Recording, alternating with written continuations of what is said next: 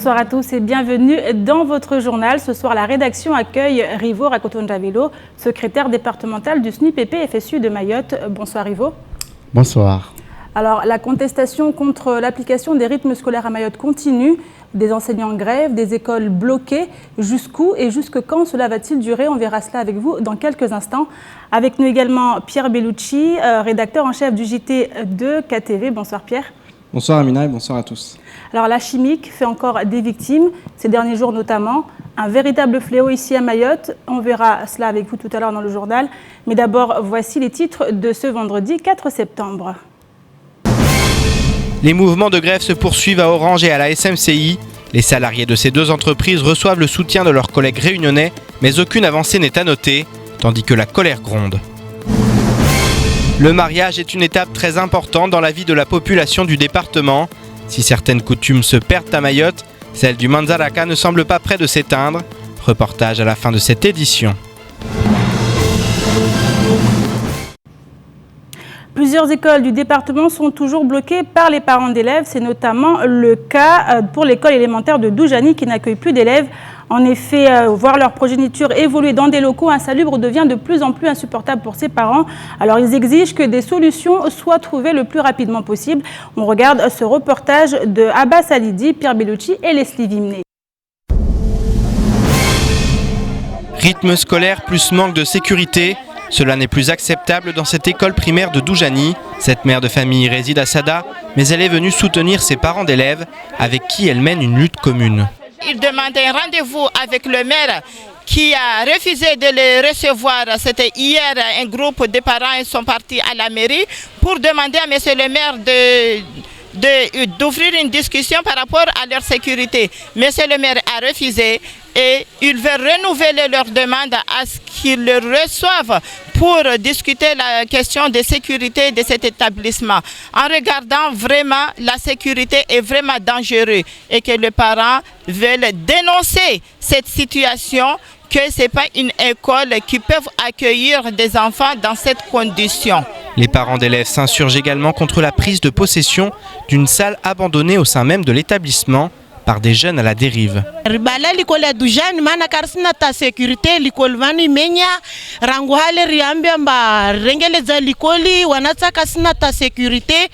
Ani vanyumba swa vavo ya dangere na wanatsa wa madelekan wasingia monoho wasuvura na zi bange za wasunwa na vinyo za vavo après nyumba yo kasirengelezo wa fete yo des problèmes. L'abandon est réel et pas seulement pour cette salle de classe. Les parents d'élèves ont le sentiment de ne pas être entendus et continuent donc de fermer les écoles les unes après les autres. Alors Ivo, on a vu ce cas et n'est pas seul, c'est pas le seul qui s'est produit à Mayotte. Des parents d'élèves mécontents qui bloquent les écoles, des enseignants. Quelle est la situation actuellement? Est-ce qu'on n'est pas vers une situation qui s'enlise et qui, au final, si on ne trouve pas de solution, va durer encore longtemps? Je pense que chacun prend ses responsabilités et chacun les assume.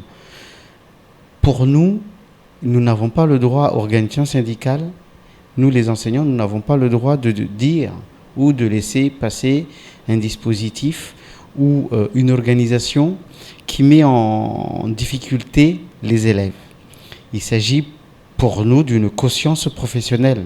Quand on fait un travail, on sent que ça ne porte pas ses fruits, mieux vaut le dire et après, chacun assume ses responsabilités. Si effectivement il y a de l'entêtement par rapport à ce truc-là, eh ben, il va falloir le combattre. Nous savons par contre que les maires, par exemple, le maire de la commune de Mamoudzou, refuse qu'il y ait des rythmes scolaires dans les écoles qui sont en rotation. Il s'agit essentiellement des écoles de la circonscription de Mamoudzou Centre.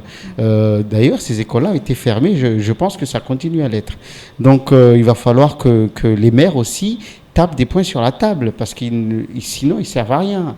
Quand ils disent qu'ils ne veulent pas des rythmes dans ces écoles-là et que la vice-rectrice ne veut pas l'entendre, il va falloir qu'ils démontrent qu'ils sont vraiment les maires. Hein, donc aujourd'hui, vous attendez des élus qu'eux aussi manifestent en tout soutien. Cas, au lieu de en plus de le présenter, il va falloir démontrer qu'ils nous soutiennent.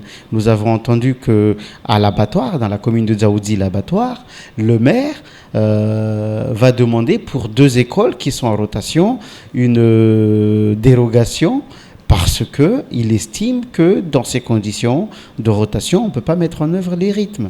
Donc c'est effectivement de la sagesse. Mais effectivement, en face, vous avez une vice-rectrice qui est animée par l'entêtement. Alors, on a vu ces derniers temps l'éducation nationale à Mayotte perturbée encore par un événement qui s'est produit récemment, une inspectrice qui a eu des propos désobligeants. Votre position là-dessus, Rivo ? Nous avons interrogé hier en fin d'après-midi la vice-rectrice par écrit, mais bien entendu, préalablement à cette démarche écrite, moi j'ai appelé son directeur de cabinet pour alerter sur la situation et j'avais quand même demandé à ce qu'on règle calmement et de façon très posée cette affaire. Je n'ai pas eu de réaction de sa part, j'ai relancé par SMS, ça n'a pas marché, c'est pour ça que j'ai envoyé le courrier. Alors dans un premier temps, j'entendais parler de démenti, c'est ce matin, après un passage sur vos ondes, que je reçois un SMS pour me dire qu'une enquête a été diligentée. Donc j'attends patiemment une réponse, mais semble-t-il qu'une mesure de sanction, enfin de suspension à titre conservatoire a été prise. C'est tout à fait normal, le temps que la procédure d'enquête se déroule. Mais je sais que parallèlement, et je dois le dénoncer, je sais que des tentatives d'intimidation à l'endroit des collègues sont une campagne en tout cas est lancée à leur encontre. Et je souhaite que, c'est un message à l'endroit de la vice-rectrice, que cette campagne cesse et que l'enquête se déroule dans de bonnes conditions et de façon très sereine. Alors, autre message que vous avez passé, celui d'un rassemblement qui aura lieu, semble-t-il, demain. Demain, nous allons regrouper les enseignants en assemblée générale pour parler, entre autres, des rythmes scolaires, aussi des dossiers qui sont en cours, mais surtout parler de la grève qui est en cours. Parce que mardi, nous avons une réunion avec l'association des maires et nous n'avons pas le droit d'être en situation de faiblesse. Donc, pour nous avons cette obligation de remobiliser la troupe. Quand vous dites remobiliser, c'est que ce mouvement n'a pas pris comme vous le souhaitiez ? Je pense que les discussions avec les parents n'ont pas été complètes. Et surtout, il y a eu un manque d'information qui peut être de la responsabilité du SNUPP FSU Mayotte. Merci beaucoup, Rivo, pour ces précisions. Je rappelle, vous êtes le secrétaire départemental du SNUPP FSU Mayotte. Face au nombre croissant d'élèves à scolariser, le Vice-Rectorat croule sous les demandes d'inscription et c'est au centre d'information et d'orientation que se tournent actuellement tous les parents qui espèrent encore inscrire leurs enfants à l'école. L'association Village d'Eva estime que ce sont près de 3000 enfants qui ne pourront être accueillis dans les écoles cette année. Depuis 1882 et la loi Jules Ferry, l'instruction est pourtant obligatoire en France. Reportage Shakila Issouf et Fred Soulaïmana. Depuis de nombreuses semaines, des dizaines de jeunes sont toujours dans l'attente d'obtenir une place dans un établissement scolaire. Si certains cherchent à intégrer l'école publique française pour la première fois, d'autres ont quitté le système scolaire et souhaitent se réinscrire. Beaucoup ne comprennent pas ce qu'ils font au CIO, comme ce jeune qui estime avoir suffisamment travaillé et possède un bon dossier pour obtenir une place dans un lycée général. Wamsi jota mana kawasimba lycée parna ndal koli ska collège ka 2 4 3e 10 na kusandunge lycée général bila ka tsai para vavon studungu yangina bewasine zonon shukidza. Alors que la rentrée a eu lieu il y a 2 semaines maintenant, des centaines de jeunes ne sont toujours pas dans les salles de classe. Au cours du reportage, un père de famille confie que son enfant de 11 ans n'est pas scolarisé depuis 1 an. Tous les parents présents ce matin refusent cependant de s'exprimer. Ils craignent qu'en témoignant ou se plaignant de cette situation, leur dossier soit rejeté. Seuls les jeunes scolarisés depuis plusieurs années à Mayotte s'expriment pour dénoncer qu'ils n'ont pas eu de place au lycée. Et pour ce jeune obligé d'accepter l'affectation qu'on lui propose, même si pour cela il lui faut redoubler. C'est un qui doit être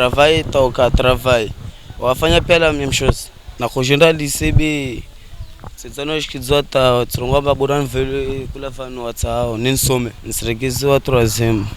Les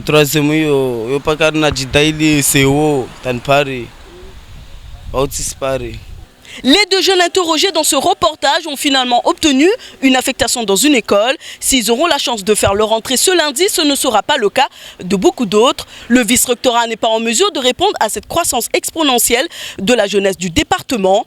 À l'heure où la délinquance ne fait que s'accroître, une question se pose, que vont bien pouvoir devenir les enfants perdus de la République ?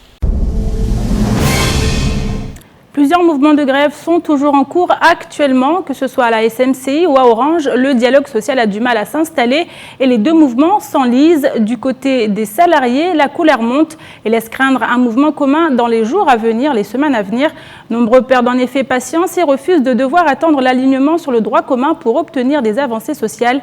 Un sujet signé Pierre Bellucci, Abbas Alidi et Leslie Vimné. 4e jour de grève à la SMCI.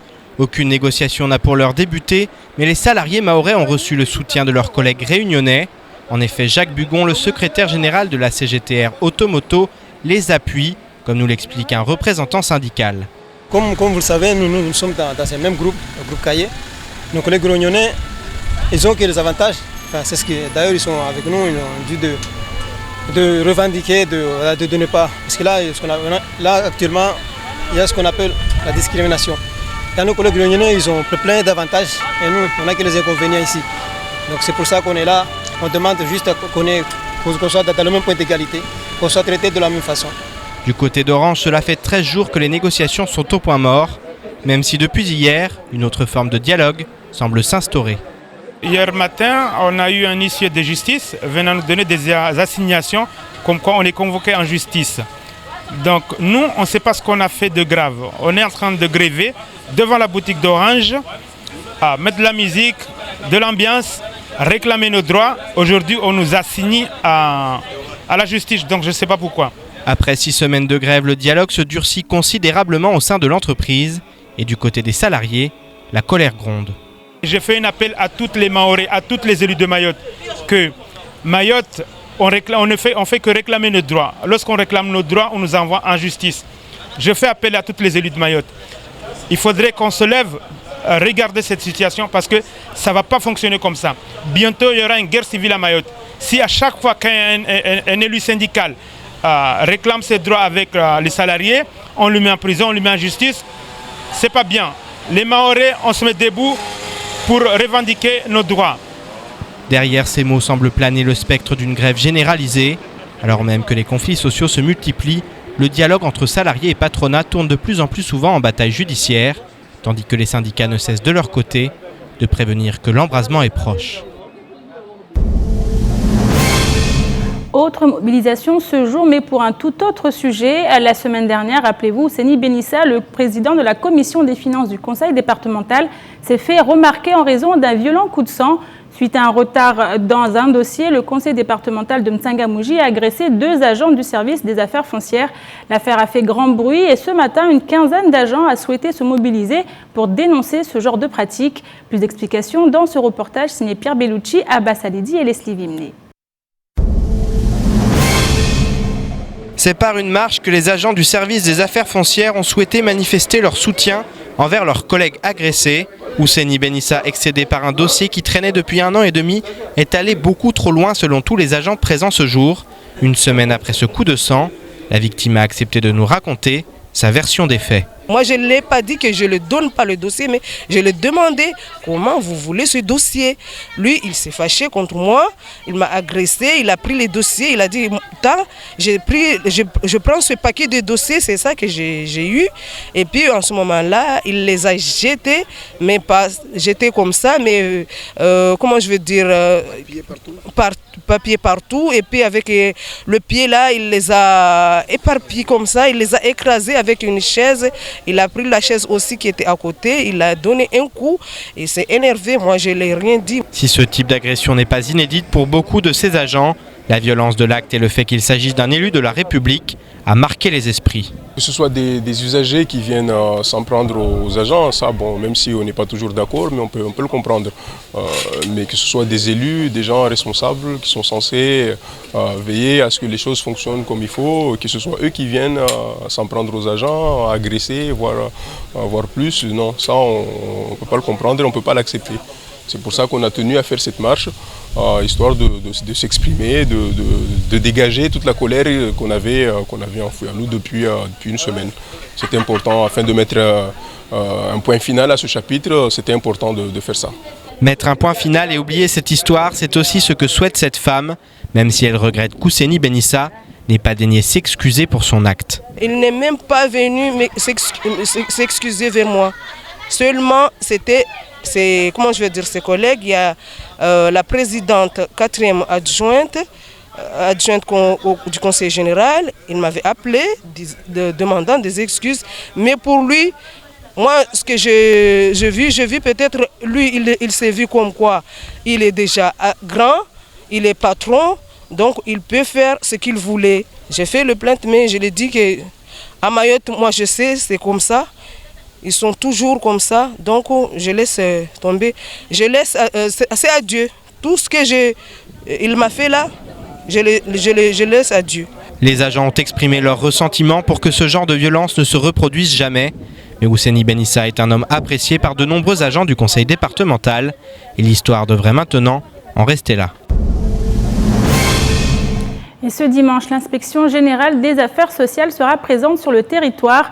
Cette visite réclamée de longue date doit permettre de dresser un état des lieux des services sociaux à Mayotte. Issa Abdou Issa, dès sa première conférence de presse en tant que vice-président chargé des affaires sociales, avait promis cette venue. S'il n'est pas le seul à avoir réclamé cette inspection, le conseiller départemental sait ô combien cette dernière est indispensable. On l'écoute au micro de Pierre Bellucci. Sur vos ondes, on a tenté ce qui se passait par nos prédécesseurs, qu'il y avait des inquiétudes, il y avait des choses qui n'étaient pas très catholiques. Et de la même manière, la moindre des choses, c'était d'essayer de creuser peut-être un peu plus. Non pas pour sanctionner un tel ou un tel, mais pour essayer juste de voir clair. Et ce faisant, une fois qu'on aura su avec exactitude ce qui se passe dans la maison départementale, alors, pour une équipe nouvelle comme nous, eh bien, on sait en conséquence s'organiser. Vous aurez remarqué qu'il n'y a pas d'organigramme, il n'y a pas de nouvel organigramme du département depuis que nous sommes arrivés là. Et là aussi, pour la raison toute simple, c'est que cette enquête, ce que nous faisons là pour essayer de voir clair, nous permettra, une fois qu'on a tous les éléments, eh bien, de s'organiser, de faire l'organigramme qui sera sans doute officiel à partir de début de l'année 2016. Pierre, en voyant cela, on parle beaucoup de ce qui se passe au niveau social à Mayotte et un fait social qui est en train de perturber l'île, l'arrivée de la chimique et ses conséquences graves sur la jeunesse notamment. Oui, je dirais même beaucoup plus que perturber l'île, elle fait des ravages, elle ravage la jeunesse. Je suis venu en parler cette semaine, je reviens à nouveau en parler parce qu'il faut vraiment alerter, il faut vraiment qu'il se passe quelque chose. Il y a eu 3 décès cette semaine à cause de la chimique et je pense que ce n'est vraiment qu'un début. Parce que, comme je l'ai expliqué, c'est la pire drogue qui a jamais été inventée.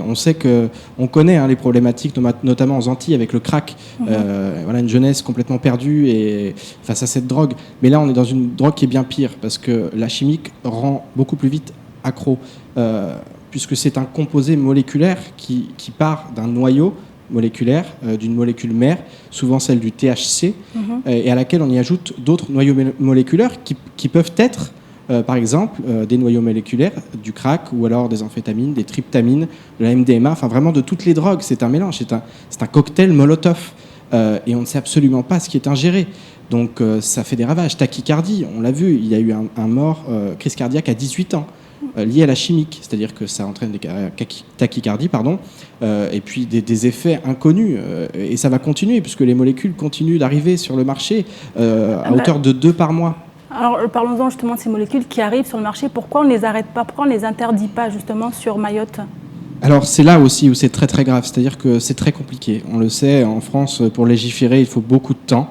Là, en l'occurrence, pour interdire une molécule, déjà, en général, elles sont intraçables, c'est-à-dire que on fait en sorte que il soit très difficile. Il faut vraiment que des biologistes et des chercheurs se penchent sur ce qu'il y a à l'intérieur de cette poudre pour réussir déjà à trouver les effets. Et ensuite, il faut légiférer. Il faut à peu près 4 ans pour interdire une molécule. Il y en a 2 nouvelles par mois. Imaginez, et à chaque fois, c'est des molécules avec des composantes moléculaires qui sont de plus en plus violentes. Et qui font des ravages.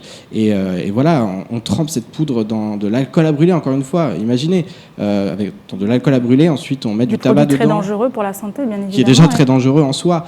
Il suffit que les jeunes boivent de l'alcool à côté, ou c'est un cocktail Molotov, ça touche tous les neurotransmetteurs. Excitation, hypersexualité, c'est terrible. C'est terrible. Et jusqu'à maintenant, est-ce que des campagnes de prévention ont été menées justement pour prévenir la jeunesse des ravages, les sensibiliser à les risques qu'ils prennent, aux risques qu'ils prennent? Alors, il faut savoir qu'il y a beaucoup de jeunes qui ont très peur.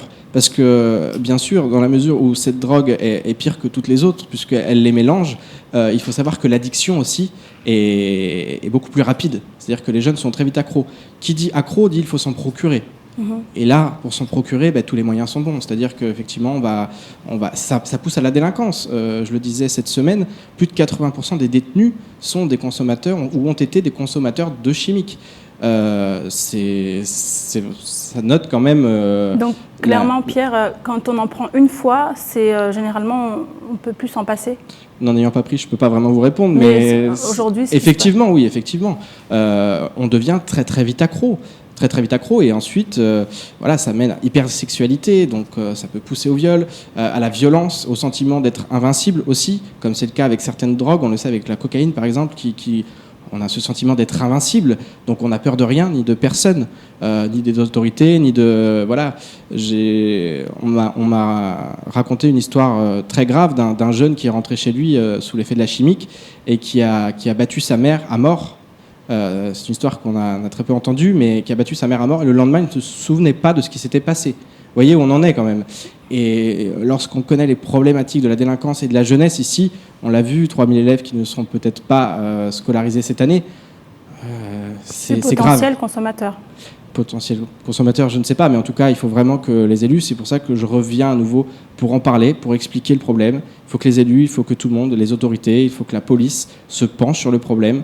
On sait que c'est acheté sur le dark web, c'est-à-dire la partie submergée du web, où c'est intraçable, ça vient de plusieurs pays du monde, et c'est très difficile de contrôler ça. Mais il faut absolument s'y pencher, et s'y pencher très sérieusement. Merci beaucoup Pierre pour toutes ces précisions. Je vous propose maintenant de faire un petit tour d'horizon du reste de l'actualité de ce vendredi 4 septembre. Dans l'actualité en bref, et c'est présenté par Pierre Bellucci. Depuis toujours, les faits de délinquance commis sur le département sont dissociés des chiffres de l'immigration clandestine pour éviter tout amalgame. Cependant, le rapport sur les problématiques pénitentiaires en Outre-mer présenté il y a un an démontrerait le contraire. Si le préfet reconnaît la réalité des violences et l'ampleur des faits commis, il est un sujet encore tabou. La délinquance et l'insécurité seraient directement liées à l'immigration. Ainsi, une mission composée de parlementaires avait pour tâche d'identifier les difficultés rencontrées sur chaque territoire par les établissements pénitentiaires. Les conclusions sont sans appel, la part du contentieux lié aux stupéfiants est forte sur la zone Antilles et en Polynésie, tandis que la question du contentieux lié à l'immigration irrégulière est importante en Guyane et à Mayotte. Selon une analyse des statistiques du ministère de l'Intérieur par la Direction des affaires criminelles et des grâces, 73% des affaires jugées au tribunal de grande instance de Mamoudzou impliquent des étrangers. Toujours selon ce rapport, la moitié des détenus à Majicavo sont des personnes étrangères en situation irrégulière en provenance des Comores. Hier matin, la commission Environnement, Santé publique et Sécurité alimentaire du Parlement européen a adopté à une large majorité les 3 propositions de projet pilote que le député européen Younous Omarjee avait déposées dans le cadre de l'adoption du budget général de l'Union européenne pour l'année 2016. Les projets pilotes sont des outils permettant à la Commission européenne de planifier dans chaque exercice budgétaire le financement de petits projets novateurs sur une période de 2 ans maximum. Le premier projet pilote déposé par Younous Omarjee concerne la préservation de la biodiversité dans les Outre-mer. Il demande à la Commission de réaliser au niveau européen le recensement des espèces et habitats des régions françaises d'outre-mer. Le deuxième projet pilote adopté hier matin vise à financer le développement de méthodes alternatives à l'expérimentation animale pour la recherche biomédicale. Le troisième projet pilote vise quant à lui à développer en Europe un réseau de structures d'assistance et d'accompagnement des femmes qui souffrent de troubles liés à l'alcool. en particulier pendant leur grossesse pour tenter de réduire le nombre d'enfants exposés à l'alcoolisation prénatale et d'atteindre de syndrome d'alcoolisation fétale. La ministre des Outre-mer et le ministre de la Ville, de la Jeunesse et des Sports ont lancé hier matin le plan Jeunesse Outre-mer. En 2015, 1 200 000 personnes constituent la jeunesse ultramarine, soit près de la moitié de la population des Outre-mer. Le plan Jeunesse Outre-mer concrétise l'engagement gouvernemental en faveur des jeunes et rassemble 2 engagements majeurs qui sont l'emploi et la formation des jeunes. En effet, le plan s'articule autour de 5 grandes priorités et se décline en 110 mesures. La réussite éducative, la transition entre la formation et l'emploi, l'autonomie, la prise d'initiative des jeunes, l'insertion professionnelle et sociale, la lutte contre la délinquance et la promotion du vivre ensemble, des domaines qui reviennent souvent à l'heure d'aborder les grands problèmes auxquels est confronté notre département. En cette période de l'année, les mariages traditionnels communément appelés Manzaraka se multiplient sur l'île et les familles du département dépensent chaque année des milliers d'euros pour faire de la célébration du mariage de leur enfant un moment inoubliable. À ce titre, nous avons suivi plusieurs Manzaraka ces dernières semaines afin de vous les faire partager. Un reportage signé Shakila Issouf et Fred Souleymana. Petite ou grande marmite, les plats doivent être fin prêts à l'arrivée des invités du mariage. Le Manzaraka est symbolisé par le défilé de la famille du marié qui marche jusqu'à chez la famille de la promise, accompagné de chants traditionnels et de tous les cadeaux qui lui seront offerts. C'est un moment heureux pour Souleymana qui a attendu ce jour toute sa vie. Ini nzozi yangu nakanayo ambani na kumtahani mlole bwenu wangunu safera yangu na mrumiza ina mahamili lobana alhamdulillahi rabbil alamin tiani ijazi takabadhiha aya furaha bole sofden lona rohon hangu manana mona imaore pia tiani nhudhuri yabani na dagon hangu na lawa harma itsembehu kawandela safe tifjiviwa sanso voshele marahaba marhaba kasna mpaka. La maison de la mariée est décorée et équipée pour accueillir son mari. Les mariages traditionnels mahorais et comoriens sont toujours aussi précieux pour les parents. Ainsi, après ces célébrations en grande pompe, les familles accèdent à un autre statut social. Et même si cela représente beaucoup de dépenses, avoir l'honneur et la fierté de faire partager cette joie aux amis est indispensable pour les parents.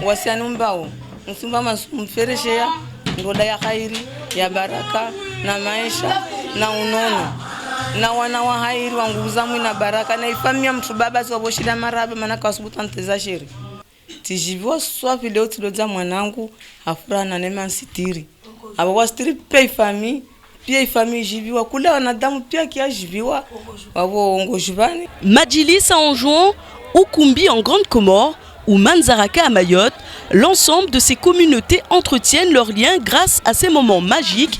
À l'heure où à Mayotte, la culture traditionnelle se perd au profit d'une culture plus globalisée, les mariages gardent encore et toujours leur importance datant et personne ne va s'en plaindre.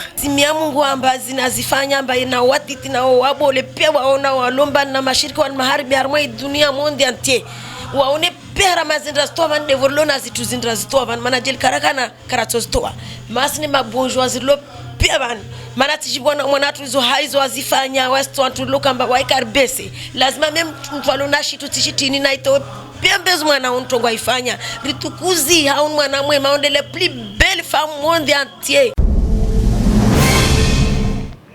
C'est la fin de cette édition. Merci à vous de l'avoir suivi. Dans quelques instants, vous serez en compagnie de la charmante Ornella Perrine pour la météo. Juste après, vous retrouverez l'invité du temps de parole, Abdullah Hariti, cadre de l'UMP. Il était ce matin au micro de Patrick Millan. Prochain rendez-vous avec l'info la semaine prochaine sur KTV. Bonne soirée à vous sur notre chaîne.